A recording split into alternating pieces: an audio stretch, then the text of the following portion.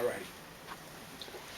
I wrote Linda in the Light because I am a parent, like millions of others, who have endured the physical loss of a child, a tragic event of pain, suffering, anger, doubt, grief, loneliness, despair, a broken heart that changes our lives forever.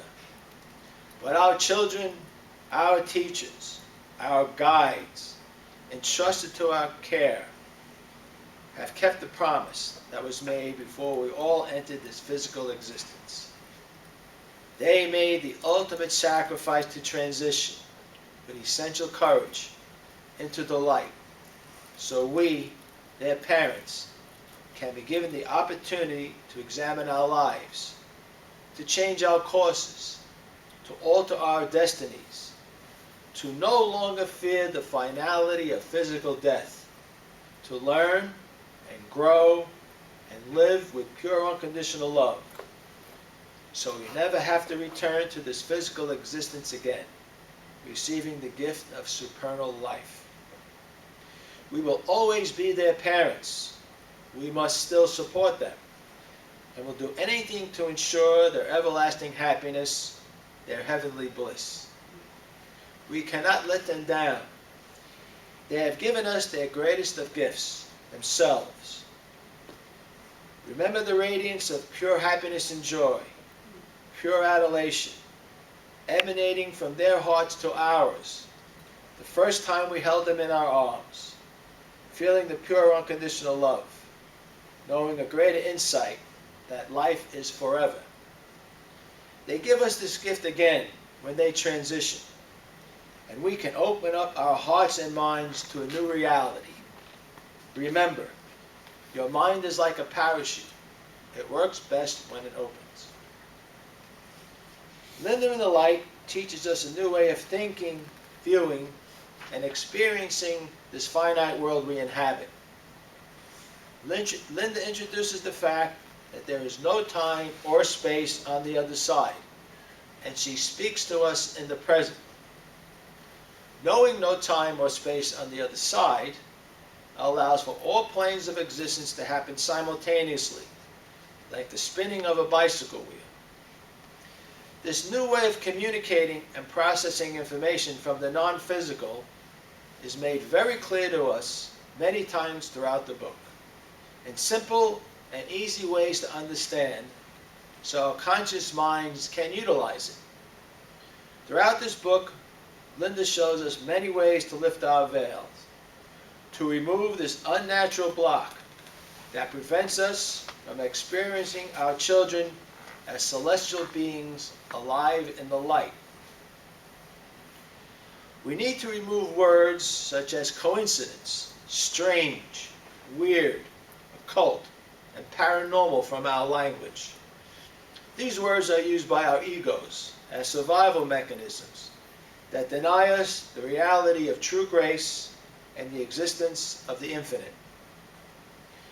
With Linda's guidance, wisdom, and her compassion for us in the physical, I am able to write about the first holiday season without a child or loved one. She reveals to us truths necessary to move beyond this immense suffering. I refer you all to the chapter entitled Christmas 2012, where Linda uses scenes from the movie White Christmas and It's a Wonderful Life to bring healing and messages to us all. Again, here's the book, so you can read it. As our journeys intertwine throughout the book, Linda allows me to share in many miraculous happenings in the light. The true meaning of her birthday here on earth and in the infinite. Real physical encounters. Saving my life from a shark attack. The interactions of our lives together as twin souls. Letting other souls inhabit my being. Her graduation from the earth life system. And events with angels, guides, healers, masters, and several supreme beings, to which I refer you to the chapter, A Messenger Angel and the King of Kings. Linda lets me participate in several near-death experiences without having to endure a physical life trauma through deep meditation witnessed by mediums and healers. Also, Linda shows us how our children guide and protect us, and how they can communicate with us so simply. Because I am able, through her guidance, to experience many, many normal, real, everyday interactions, validating the actuality of the non-physical with her, allowing you to witness these interventions with her on so many different levels from the other side, it brings reality to what you too can do. Throughout the book, Linda brings me other souls to interact with, and she appears to many people, so there is third-party verification of the revelation of life eternal. That all forms of communication and interactions are real, normal, common, everyday occurrences, confirming the other side as natural and readily accessible to all. She brings many children and souls to the light when they transition, and works with many psychics, healers, mediums, channelers, the Monroe Institute, and many family and friends. Linda heals many people who implore her assistance, and has given many signs to those who have asked her. She uses her sense of humor in the light to create many amusing experiences I have written about in the book. Many people have reported incidents with Linda and their children and loved ones after they have read Linda in the light, even though they had never met Linda during her physical sojourn. Linda has an affinity for my friend Mike Conti, and even allows him to see her in a shadowy form one evening on the beach on Sanibel Island. Here is the adventure taken from the chapter, Linda's First Birthday in the Light. Following dinner Thursday evening, Mike and I bring a blanket down to the beach and lie under the stars. It is a beautiful, clear evening. A half hour passes, and we both sit up, noticing a shadow walking past us, 20 feet away at the water's edge. Mike exclaims, "Linda." Who am I to disagree? This is the same shadow that passes by my computer on March 23rd, 2013. It is comforting to know when our children transition, they do not feel the pain of physical death. There is no suffering. They rise out of their bodies on the whisper of a gentle breeze as it passes through the delicate leaves of a honeysuckle. This is a gift God bestows on all His angels who have completed their mission, as it will be with us when we complete ours. Linda in the Light has no ending, or for that matter, no beginning. It just is. But Linda adds a very few significant events at the end of the book to show it just continues. She also enunciates something to me very significant in the chapter titled Linda's Second Birthday in the Light. Later that morning, Linda and I drive to the shrine of Mother Mary at St. Paul's Cathedral in Hempstead to light candles honoring Linda and all of my friends and relatives who transition. I kneel in devotion to Mary for all she does concerning Linda and me. Mary declares with a blessing, "Thank you for coming and paying homage." While I am sitting in the pew in the front of the shrine meditating, Linda states very, very clearly, right under the title of the book, "The Incredible True Story That Will Change Your Lives Forever." Linda knows other souls have journeys, other knowings that need to be acknowledged, other books and truths that need to be told. We both share with you our utmost humility and gratitude, honoring those courageous men and women who have come before us, allowing us to build upon their achievements, and those who will come after to provide further proof of the lifting of the shroud, demonstrating perpetuation beyond physicality. Linda in the Light allows us to witness for the first time, while still in our physical earthly forms, the soul's final ascension in the light, something we will all celebrate on the other side. Linda enunciates in the chapter titled, "It Continues with No Ending," that we don't have to wait for illness or tragedy to occur before we can reach out to our children and loved ones, to allow them to come into our lives. We can do this on a daily basis right now.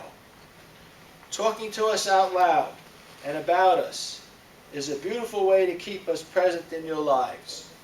Everyone can do this, and it makes us happy. Show them what your mother does to keep her father alive.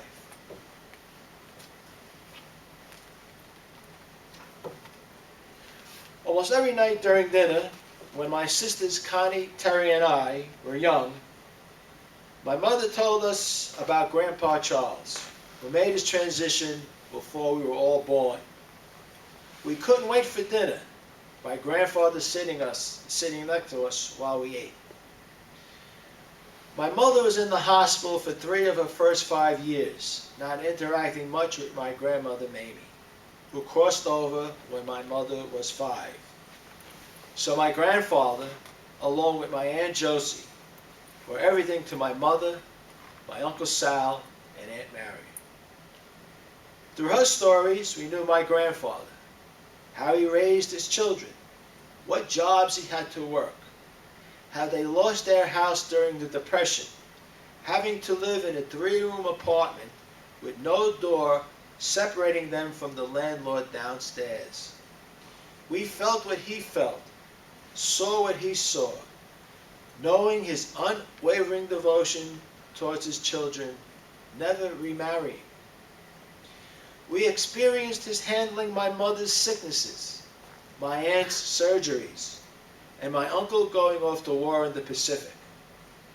She read us letters my grandfather wrote to my uncle overseas, revealing his sensitivity and adulation regarding his children. She described him staying up many a night after everyone was asleep, helping my mother finish her school projects so she wouldn't fall behind. My grandfather is valuable due to my mother's indulgences to us. She told us much about Aunt Josie, how she cooked, cleaned, and held the family together, serving as a surrogate mother. She also shared as much as she could remember about Grandma Mamie. We later shared these stories of Charles, Josie, and Mamie with my sister Marion, who was almost 15 years younger than me. She didn't remember my mother too well because my mother's illnesses returned when Marion was just a toddler. We all took turns raising her and going to work, while my father fought to keep my mother alive. He left his job to care for my mother night and day during the last 6 months of her life. Linda constantly entertains me with her presence to this very day. Recently, I did 2 radio shows with Joyce, Barry, and friends, one in January and one in April of 2017. If you go to our website, www.lindainthelight.com, and click on the news section, you will experience firsthand what Linda does that totally knocks the host off her feet on both live broadcasts, letting everyone know she is present in the studio, controlling what is happening. Linda wants us to know she is alive, and life eternal is true. Linda asks me to write this book in simple, everyday words, so all can understand and utilize how to connect with children and their loved ones, and even suggested to me to include a glossary of terms at the end of the book, which I have done. We all possess the courage to make the journey. Follow your individual path.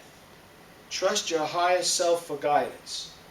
Respect your process, allowing the beauty of creation into your hearts. Do not dismiss the ordinary communication your children and loved ones want to share with you. In closing, I am human. As Shakespeare says, if you prick us, do we not bleed?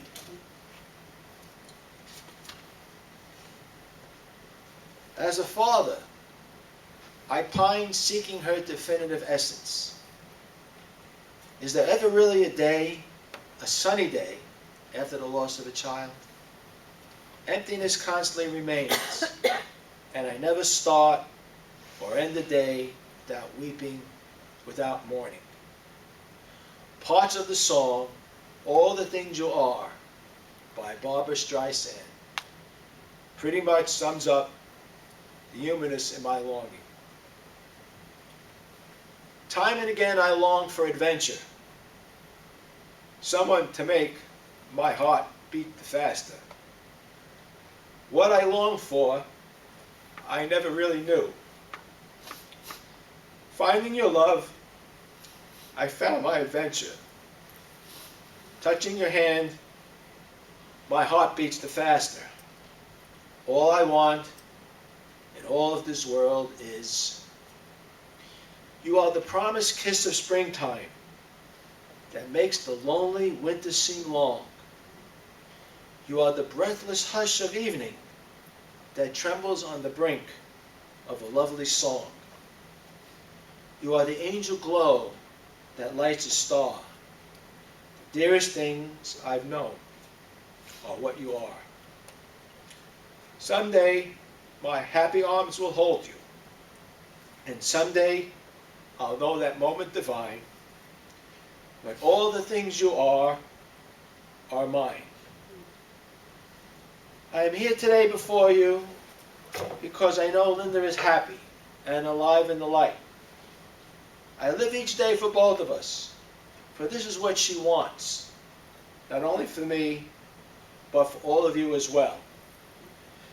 May Linda in the light, if nothing else, provide but a single step into the affirmation of the continuation of life beyond physical matter reality, something we can no longer afford to ignore. Thank you. I hope you enjoyed the bus ride.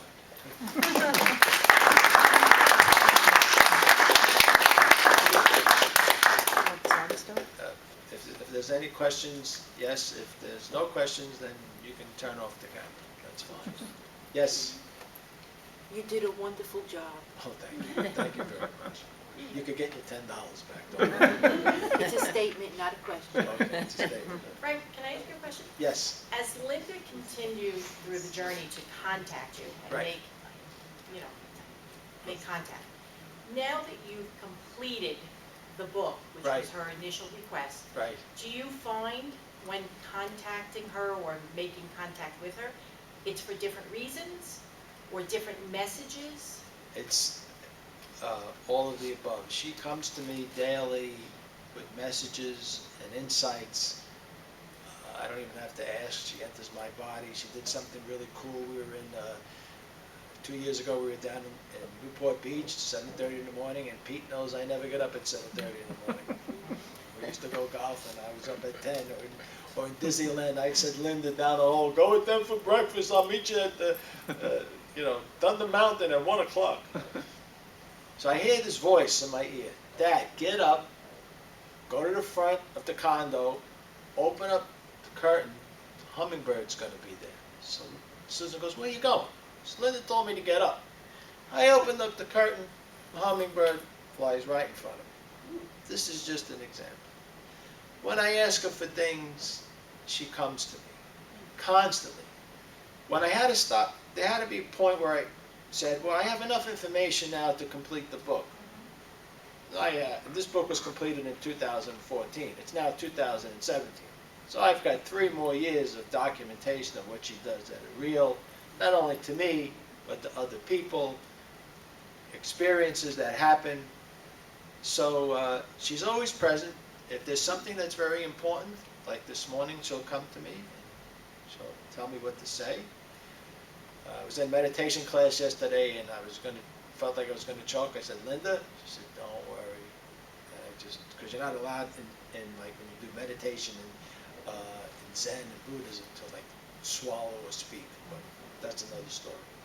Anyway, I hope that answers your question. Yes? Linda comes to me every now and then. Okay. Yesterday she came to me. I was at work, trying to show a picture to somebody of somebody else. Well, she didn't want me to show that picture. She showed me her picture. I have 17,000 pictures on my phone. Linda's picture came to me yesterday. She was telling me she wants me to come today. Exactly. That's what she does. She does that at the radio show. She does that all the Yeah, time. she comes to me every now and then. I'll be Always. ironing, and I know she's there. She shuts the lights off. She's just thinking. But not only her, every soul in the light can do this. That's why I say this is only one journey, one knowing. Everybody's knowing is real. Linda and I are just 2 twin souls working. I just took the time and the courage to write the book. And I was guided by Linda and other guides and masters and healers throughout my whole life. And I'd be writing and typing at the typewriter, and Linda would say, no, take this out.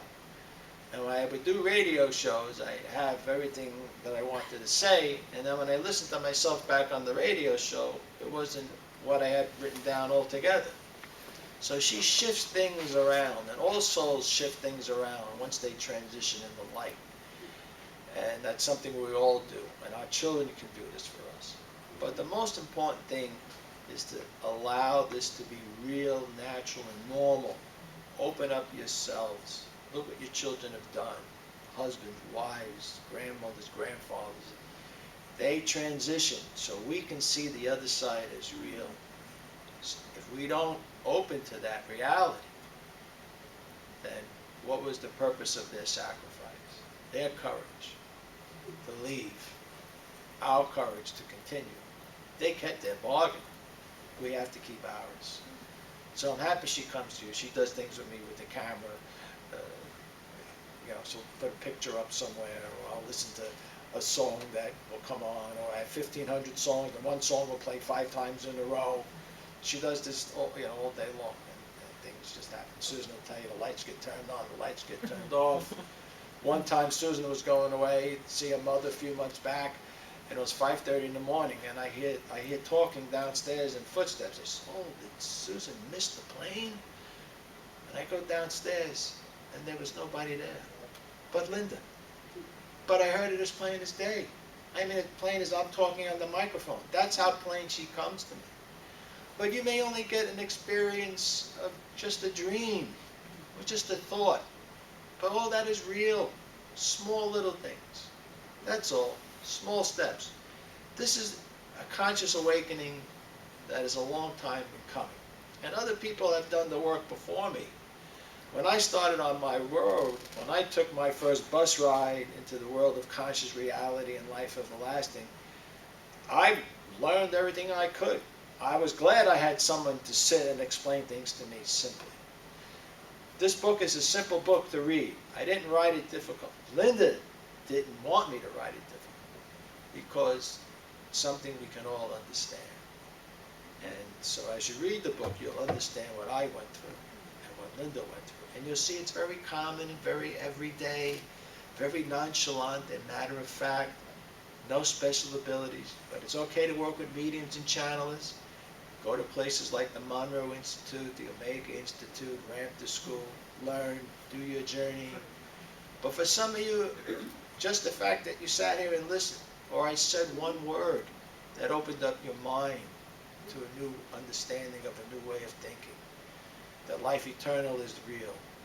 That's all I did. So simply put, I read at the end of the book, if this book helps one person to learn how to experience their child or loved one as truly alive beyond the physical world, that life eternal is real, that my intentions have been fulfilled. And all of us have a grandmother, a grandfather, an aunt, or an uncle that has had an experience. So, in human beings, we need all these analogies to make sure things are right in this world without mental illusions of our mind. So if there's 7 billion people on the planet, and you know, everybody knows someone who's had their grandmother come to them, or I had this experience with Aunt Josie or Uncle Ted, that's 7 billion people validating the fact that life exists beyond this reality. And that's the truth. And that's why we came here today. Right, did Linda acknowledge the completion of the book? Oh, yeah, absolutely. Are you kidding? Well, you read the book, didn't you? Yes, I So, did. she acknowledges it all the time. I get calls from people, and she's always telling me things. And she was very happy when the book was finished. Yes. Yeah, I'm very grateful for explaining to us the extra sense, I cannot say it. Senses. No, senses that you have about people when they die, and sometimes you feel them in the air, Right. and you think that it's not real, but seeing that people that have experienced it more, they develop this Yeah. strength. Right. 'Cause Thank you for explaining. I feel my mother sometimes, in my home, or what she's thinking, and sometimes I assume that that's because she was my mom. I really She's think there of for you. her. that's right. But like you say, it's always you in the beginning. You start growing and making sense, and maybe reading more. It's a new way of communicating. I write about it. in the Yeah, book. but your love for your daughter really, you must feel blessed to have such a relationship, Oh, yes, I do. because I have my daughter and my husband. They are so close. My daughter is a registered nurse, and she works with older people, and she feels so close to him, and she always comes and checks what he's supposed to do, and this. I see your relationship with your daughter. Yes. Yeah. When I check Yes. the book, I see my husband in that relationship. But we all The have, love. right, we all have the same pure unconditional love and the relationship. I'm no different than anybody else. I'm just a regular Yeah. person. But you said the right things. It becomes natural. It becomes real. Remove those words. Open up your minds. Right. And that's how it starts, just by simple words. You can see the love. We are connected. Always, to everyone. no Always matter- connected. Some people are more deeper. And Some that's people all take right. artificial, And but that's- people are deep. Right, and that's okay. And whatever your ability to communicate with is fine. I just happen over the So years to do you feel develop. blessed and happy Of course, I that feel she came blessed into and your happy. life, and that Yes, it gave you meaning to your life? for my whole life, yes, I do experience, And like you you said will- before. See her again in heaven, for the Right, ones that we yes. understand. I see her now. That's what I'm saying. You don't have to wait to the other side. It's here now. And that's the blessing, is that she's always with me. I'm sad physically because I'm human, Yeah. but I also walk in the light, and she comes to me in the light. And she comes to so many other people because of the work I did with her. And the fact, saying to me, is she happy? Does she acknowledge the book? She acknowledges the book every time I'm on a show, or I get a call from a medium, or somebody calls me about a feather, or Susan's girlfriend's backing out. Never met Linda before, put the car in reverse, and she heard a voice say, "Don't move." She looked in the rearview mirror, and this big SUV barreled right by with it, banged up the whole back of her car. Just simple little things like that. All right, I think we're I think we had a good afternoon, and I thank you all again for coming. And I would appreciate it, Linda would appreciate it, if you read the book, because your guides want you to read the book. And the book is available at the library. The Yeah. book is available at the library. Well, you know, And on Amazon, right?